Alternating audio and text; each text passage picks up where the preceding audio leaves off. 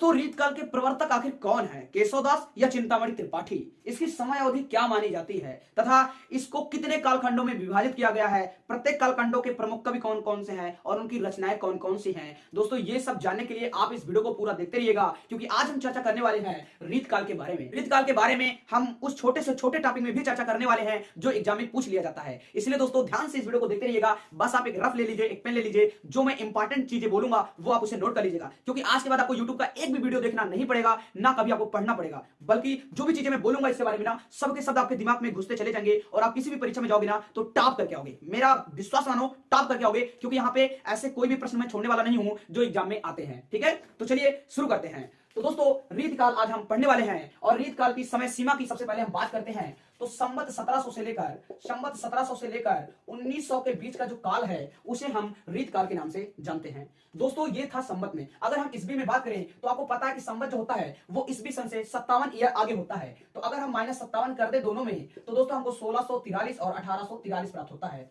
कहने का तात्पर्य है कि दोस्तों 1643 ईस्वी से लेकर 1843 ईस्वी के मध्य का जो काल रहा है वो रीतकाल कहा जाता है। ठीक है, अब दोस्तों बात करते हैं इसके नामकरण को लेकर। दोस्तों जिस प्रकार आदिकाल के नामकरण को लेकर विद्वानों में बहुत ज्यादा विवाद रहा है, उसी तरह रीतकाल के भी नाम को लेकर विवाद रहा है। अलग अलग विद्वान अपना अलग अलग नाम देते हैं रीतकाल के लिए। तो चलिए एक एक करके देखते हैं कि कौन कौन से विद्वानों ने रीतकाल को कौन कौन सा नाम दिया है और वो काल जो है आखिर कौन सा सर्वमान्य हुआ है। ठीक है, आइए देखते हैं। सबसे पहले आपको पता होना चाहिए कि रीतकाल को रीतकाल नाम की संज्ञा किसने दिया है। तो दोस्तों ये रीतकाल को रीतकाल नाम की संज्ञा देने वाले जो विद्वान हैं उनका नाम है आचार्य रामचंद्र शुक्ल। जी हाँ दोस्तों, आचार्य रामचंद्र शुक्ल ने ही रीतकाल को रीतकाल नाम की संज्ञा दी है। दूसरा जो नामकरण आता है वो हजारी प्रसाद द्विवेदी की तरफ से आता है। हजारी प्रसाद द्विवेदी जो कि बहुत बड़े आलोचक भी हैं। तो हजारी प्रसाद द्विवेदी ने रीतकाल को जो काल कहा है वो कौन सा काल कहा है? आदिकाल। जी हाँ दोस्तों, आपको सुन के आश्चर्य हो रहा होगा, क्योंकि आदिकाल जो नाम है वो हजारी प्रसाद द्विवेदी का ही दिया हुआ है आदिकाल के लिए, जो हम पहले पढ़े हुए हैं। संवत 1050 से लेकर संवत 1375 के बीच का जो काल है वो आदिकाल होता है। और जी हाँ, ये आश्चर्य की बात यही है कि आचार्य हजारी प्रसाद द्विवेदी ने, आचार्य जो है लगाओ नहीं, हजारी प्रसाद द्विवेदी ने रीतकाल को भी आदिकाल नाम की ही संज्ञा दी है। ठीक है, लेकिन ये मान्य नहीं हुआ, मान्य जो होता है रीतकाल होता है। ठीक है, अगले जो विद्वान हैं उनका नाम है, क्या नाम है? आचार्य विश्वनाथ प्रसाद मिश्र। इन्होंने दोस्तों इसको श्रृंगार काल नाम की संज्ञा दी है, श्रृंगार काल। ठीक है, आचार्य विश्वनाथ प्रसाद जी क्या कहते हैं कि ये श्रृंगार काल था। आखिर क्यों कहते हैं? क्योंकि दोस्तों जो हमारे रीतकाल नाम दिए हैं आचार्य रामचंद्र शुक्ल, वे खुद कहते हैं कि रीतकाल में मुख्यतः श्रृंगार रस और वीर रस की ही रचनाएं सामने आई या फिर रची गई हैं। अतः अगर कोई विद्वान रस के अनुसार, रस को देख करके, उस काल के रस को देख करके अगर नामकरण करना चाहे या कुछ कहना चाहे तो श्रृंगार काल इसे कह सकता है। यानी रीतकाल को अगर आप श्रृंगार काल कहना चाहते हो रस की दृष्टि से तो ये कह सकते हो। इसलिए आचार्य विश्वनाथ प्रसाद जी ने क्या कहा? श्रृंगार काल नाम दिया। ठीक है, और आपको बता दूं ये आचार्य विश्वनाथ प्रसाद जी को श्रृंगार काल कहने नामकरण की जो प्रेरणा है वो आचार्य रामचंद्र शुक्ल के ही रीतकाल से मिली है। ठीक है, और आचार्य रामचंद्र शुक्ल को जो रीतकाल कहने की प्रेरणा मिली है वो ग्रियर्सन के रीत काव्य कहने से मिली है। जी हाँ दोस्तों, जॉर्ज ग्रियर्सन, जिसका बहुत बड़ा नाम है, आपने सुना भी होगा, पहले भी चर्चा कर चुका हूं। ग्रियर्सन, जो जॉर्ज ग्रियर्सन है दोस्तों, ये क्या कहते हैं? ये कहते हैं ये रीति काव्य था। इसका नाम क्या देते हैं? रीति काव्य देते हैं। सबको दोस्तों नोट कर लीजिए। और आगे बात करते हैं नेक्स्ट विद्वान के बारे में। तो अगले विद्वान है मिश्र बंधु। जी हाँ दोस्तों, जो मिश्र बंधु लोग थे, मिश्र बंधुओं ने इसको क्या कहा है? मिश्र बंधुओं ने इसको कौन सा काल कहा है दोस्तों? ये आप लोग बताइए। पहले हम बात कर लेते हैं मिश्र बंधुओं किनको कहा जाता है। तो इस मिश्र बंधु में 3 कवि आते हैं, तीनों भाई थे और तीनों मिश्र थे, इसलिए इसको मिश्र बंधुओं का टाइटल दिया जाता है। ठीक है, इसमें कौन कौन से आते हैं? इनमें आते हैं गणपति बिहारी मिश्र, श्याम बिहारी मिश्र और सुखदेव बिहारी मिश्र। तीनों क्या थे दोस्तों? तीनों भाई थे। ओके, इनका कहना है कि ये जो काल था वो कौन सा काल था? अलंकृत काल था। कौन सा काल था? अलंकृत काल था। क्यों कहा? क्योंकि इस काल में अलंकार का प्रयोग बहुत ज्यादा हुआ है, इसलिए इसको अलंकृत काल कहा है। ठीक है, और भी विद्वान हैं जैसे पंडित राम शंकर शुक्ल रसाल कहते हैं। कौन सा काल कहते हैं? कला काल कहते हैं। ठीक है, तो कला काल कहते हैं। ठीक है, और भी बहुत सारे विद्वान हैं, जैसे त्रिलोचन का नाम आपको पता होगा। त्रिलोचन इसको क्या कहते हैं? अंधकार काल कहते हैं। कौन सा काल कहते हैं? अंधकार काल कहते हैं। तो ये सब आप याद कर लीजिए। तो ये कुछ विद्वान थे जिन्होंने रीत काल को अलग अलग नामकरण की संज्ञा दी है। ठीक है, और सबसे ज्यादा जो सर्वमान्य रहा वो कौन सा रहा है? रीत काल। और रीत काल नाम किसने दिया है? रीत काल को आचार्य रामचंद्र शुक्ल ने। आचार्य रामचंद्र शुक्ल को रीत काल का नामकरण की जो प्रेरणा कहां से मिलती है? तो जॉर्ज ग्रियर्सन के रीत काव्य से मिलती है। और आचार्य विश्वनाथ प्रसाद मिश्र को जो इन्होंने श्रृंगार काल कहा, ये प्रेरणा कहां से मिलती है? तो आचार्य रामचंद्र शुक्ल द्वारा दिए गए रीत काल से मिलती है। ठीक है, ये आचार्य विश्वनाथ प्रसाद मिश्र वही हैं जिन्होंने आदिकाल को वीर काव्य कहने का दावा किया था कि भाई इसको आदिकाल को आदिकाल मत कहो बल्कि वीर काव्य कहो। और रीत काल को आदिकाल का नामकरण किसने संज्ञा दी है? आचार्य हजारी प्रसाद द्विवेदी ने। ठीक है, आदिकाल ही कहने को लिए कहा गया है। ठीक है, अब बात करते हैं दोस्तों कि रीत काल को कितने भागों में बांटा गया है और वे भाग कौन कौन से हैं और उनके प्रमुख कवि कौन कौन से हैं। ठीक है, आइए देखते हैं। रीत काल को 3 भागों में बांटा गया है। ठीक है, कौन कौन से भाग में? रीतिबद्ध, रीतिबद्ध के बाद आता है रीत सिद्ध, फिर आता है रीति मुक्त। क्या आता है? रीति मुक्त। तीनों का दोस्तों आप लोगों को अर्थ समझा देता हूं जिससे आपको आसानी हो जाए कि आखिर है क्या। रीतबद्ध, बद्ध का मतलब होता है बंध जाना और रीत का मतलब है रीत से। एक चीज आप समझ लीजिए, रीत का अर्थ क्या होता है? रीत का अर्थ होता है सिद्धांत। जैसे देखिए दोस्तों, कहते हैं युद्ध लड़ने के 8 सिद्धांत होते हैं, जिस प्रकार नियम होते हैं कुछ हर काम करने के लिए, वैसे दोस्तों रीत का भी मतलब क्या होता है?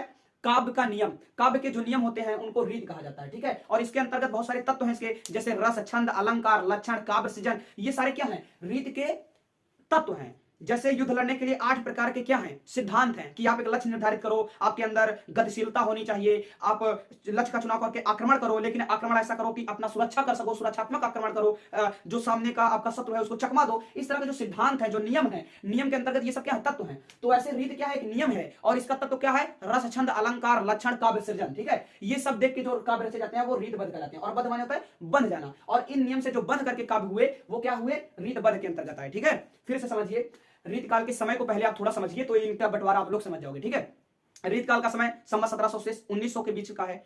इस समय क्या था? रीत काल का जो समय था उस वक्त जनता क्या थी? समृद्ध हो चुकी थी, यानी उसको दुख कष्ट नहीं था, सुख और समृद्ध का युग था रीत काल। जी हाँ, आपको विश्वास नहीं होगा लेकिन रीत काल सुख और समृद्ध का समय था। क्योंकि ऐसा होता है जब आप बिल्कुल सुख में रहो और आपके पास हर चीज रहे, समृद्ध आप रहो, यानी धन, वैभव, यश, सब कुछ रहे, तो जो आपका मन है, यस, हर मानव का जो मन है वो एक तरफ जाता है। किधर? या तो श्रृंगारिकता की तरफ या तो वीरता की तरफ। तो यहाँ के जो कवि थे, क्योंकि सुखमय समय था इसलिए श्रृंगारिकता की तरफ गए। ठीक है, तो श्रृंगारिकता का यही कारण है कि इसमें रीत काल में श्रृंगारिकता प्रधानता देखी गई श्रृंगारिकता की। ठीक है, तो रीतबद्ध क्या हुआ? जो राजा हुआ करते थे, क्योंकि वे राजा थे तो जो कवि हुआ करते थे उसको अपने दरबार में बुला लेते थे, जैसे आदिकाल में हुआ करता था। तो जो राजा हुआ करते थे, चूंकि अब कोई लड़ाई झगड़ा था नहीं, क्योंकि औरंगजेब का जमाना था, दक्षिण को छोड़ करके पूरे भारत में मुगलों का शासन था। दक्षिण में क्यों नहीं हो पाया? क्योंकि दक्षिण में महाराजा शिवाजी थे, उनका शासन था और वो छापा मार युद्ध कर करके मुगलों को परास्त कर दिए थे, फिर वो आगे नहीं बढ़ पाए। ठीक है, तो दक्षिण को छोड़ करके पूरे भारत में किसका शासन था? औरंगजेब का था। और औरंगजेब का जब शासन था, चूंकि सुख समृद्ध था, इसलिए कवि लोग क्या करते थे? फिर औरंगजेब का जो प्रेम कथा होता था या उसके श्रृंगारिकता का वर्णन किया करते थे। ठीक है, तो इसलिए जैसा राजा बोलता था कि ऐसा वर्णन करो, वैसा ही वर्णन करते थे। तो वे जो कवि दरबार में रह के राजाओं के कहने पर वर्णन करते थे वो रीतबद्ध कहलाए। ठीक है, और रीत सिद्ध कौन होते हैं? सिद्ध का मतलब होता है सिद्ध कर देना। जैसे कहते हैं कि भाई दाया पक्ष बाएं पक्ष के बराबर कर दो, या बायां पक्ष बराबर दायां पक्ष, ऐसा होता है ना गणित में कि भाई मान लीजिए a + b का होल स्क्वायर बराबर a square + 2ab + b square होता है, सिद्ध कीजिए। अब ये तो एक नियम है कि होता है, नियम क्या है? रीति है। लेकिन अगर आप इसको सिद्ध कर देते हो, जहां पर अंतिम में आ जाता है कि दायां पक्ष बराबर बायां पक्ष, ठीक है, तो उस समय क्या होता है? आपने सिद्ध कर दिया तो वो क्या होता है? रीत सिद्ध। रीत का मतलब जैसा कि मैंने बताया कि सिद्धांत, तो आपने जो रीत के सिद्धांत हैं या जो तत्व हैं उनको जब आप सिद्ध कर देते हो तो रीत सिद्ध आ जाता है। तो इसका मतलब है कि जो कवि जो रचनाएं लिखे हैं, जब वो रीत को सिद्ध कर देते थे अपनी रचनाओं की तरफ से, ऐसा काव्य रचते थे जिसमें रस, छंद, अलंकार इस तरह का प्रयोग होता था कि वह रीत सिद्ध हो जाती थी कि ये रीत बिल्कुल यही, इसे ही रीत कहते हैं, ऐसी रचना रीत में आती है, तो क्या कहलाते थे? रीत सिद्ध कवि कहलाते थे। इसमें बिहारी का नाम सबसे ऊपर है, अभी बताता हूं। ठीक है, फिर आता है रीत मुक्त। रीत मुक्त का जैसा कि आप नाम ही सुन रहे हो, मुक्त। मुक्त माने क्या हो जाता है? मुक्त हो जाना। ठीक है, किसी चीज में अगर आप बंधे हुए हो तो बंधे हुए हो, अब उससे अगर आप मुक्त हो जाते हो तो आपको क्या कहा जाए? स्वच्छंद हो जाना, मुक्त हो जाना, वही है रीत मुक्त। रीत के जो नियम थे, जो काव्य रचने की नियम थे, उससे जब आप स्वच्छंद हो गए तो वह रीत मुक्त हो गया। तो कुछ ऐसे कवि हुए जो रीत मुक्त रचना रचते थे, यानी रीत काल में होते हुए भी रीत काल के सिद्धांतों को, नियमों को ना मानते हुए अपने मन में जो आता था वही लिखते थे। ऐसे जो कवि थे वो रीत मुक्त कवि कहलाए। ठीक है, पता चल गया तीनों क्या है। ठीक है, अब बात करते हैं कवि के बारे में। तो रीतबद्ध कवि में प्रमुख नाम जो आता है वो सबसे पहले जसवंत सिंह का आता है। जसवंत सिंह राजा हुआ करते थे। ठीक है, जसवंत सिंह के बाद पद्माकर, केशवदास, केशवदास, चिंतामणि, जी हाँ चिंतामणि त्रिपाठी, जिनको आप रीतकाल के प्रवर्तक भी कभी कभी समझ लेते हो। लेकिन मैं आपको बता दूं कि जब आप गूढ़ अध्ययन करोगे, बहुत ज्यादा डीपली अध्ययन करोगे, तो अंत में निष्कर्ष जो निकलेगा वो यही निकलेगा कि रीतकाल के प्रवर्तक कौन है, केशवदास हैं। ठीक है, इनकी जो कविप्रिया रचना है, कौन सी कविप्रिया रचना है, वो सबसे पहली लक्षण से युक्त, रीत काव्य के लक्षण से युक्त रचना है। ठीक है, ये आप ध्यान दीजिएगा। ठीक है, अभी कुछ और चीजें मैं आपको बताने वाला हूं। ठीक है, इसके साथ साथ भूषण भी इसी रीतबद्ध के कवि हैं। भूषण के बाद मतीराम भी हैं।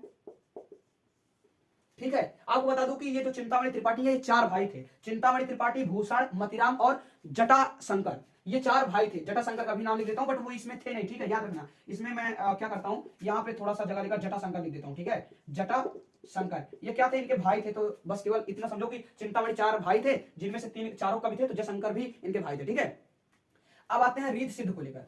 तो रीत सिद्ध कवियों में जो सबसे ज्यादा नाम आता है, वो सबसे पहले किसका आता है, बिहारी दास का, बिहारी लाल का आता है। ठीक है, बिहारी जी का आता है। फिर यहाँ पे वृंद भी हैं। ठीक है, यहाँ पे आपको बता दें कि इस पद्धति में रीतबद्ध में देव नाम के भी कवि हैं, देव नाम के कवि थे, वो भी हैं। सुखदेव मिश्र भी इसी में आते हैं, सुखदेव सिंह, आप नोट कर लीजिए यहाँ पे। ठीक है, मैं लिख रहा हूं, आप बोल भी रहा हूं तो आप नोट करके चलिएगा। सुखदेव भी इसमें से आते हैं। ठीक है, इसमें बिहारी वृंद आते हैं। ठीक है, बिहारी लाल, और कौन आते हैं, राम सहाय आते हैं। ठीक है, इसके बाद रीत मुक्त की बात करें तो रीत मुक्त में सबसे जो बड़ा नाम आता है, सर्वोच्च नाम आता है, वो आता है घनानंद का। ठीक है, घनानंद कौन से काल के थे, तो रीत काल के थे। कौन से शाखा के, तो रीत मुक्त से। ठीक है, तो घनानंद के बाद कौन आता है, बोधा आलम। ठीक है, इसके साथ साथ कौन आते हैं, ठाकुर आते हैं। ठीक है, और फिर कौन आते हैं, द्विजदेव, द्विजदेव, द्विजदेव, ये भी कवि कहां आते हैं, रीत मुक्त में आते हैं। तो इस प्रकार दोस्तों आपने देखा कि प्रमुख जो कवि आते थे रीतबद्ध में, रीत सिद्ध में, रीत मुक्त में, वो मैंने आपको बता दिया। अब इसमें से कुछ लेखक हैं जिनकी रचनाएं भी आपको आनी चाहिए, फिलहाल आपके सिलेबस में जो है उनको देखना है। ठीक है, जैसे मैं बीए में पढ़ता हूं, आप भी बीए के छात्र होंगे, तो आपको बता देता हूं सबसे पहले किसकी रचनाओं को याद करना है। केशवदास के रचनाओं को याद करना है, जो कि कविप्रिया है, कर्णप्रिया है। ठीक है, और बहुत सारी रचना है इनकी, देख लीजिएगा।